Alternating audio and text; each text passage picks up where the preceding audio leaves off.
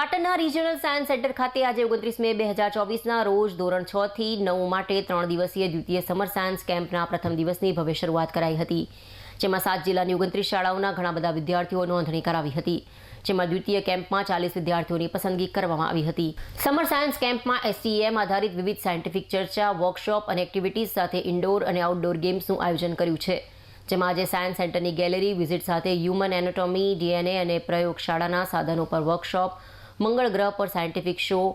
APJ Abdul Kalam અને doctor Vikram Sarabhai વિશે documentary show, પર્યાવરણ સંરક્ષણ થીમ પર ચિત્ર વર્કશોપ સાથે બ્રેઇન ફોકસ અને બકેટ બોલ ગેમ્સનો સમાવેશ થાય છે। કાર્યક્રમની શરૂઆત સાયન્સ સેન્ટરના project director doctor Sumit Shastri અને સ્ટાફ મિત્રો સાથે દીપ પ્રાગટ્ય કરી અને સરસ્વતી વંદનાથી કરવામાં આવી હતી। ત્યારબાદ તેમણે સમર સાયન્સ કેમ્પના મહત્વ, તેનાથી થતા વિદ્યાર્થીઓને લાભ વિશે ચર્ચા કરી હતી।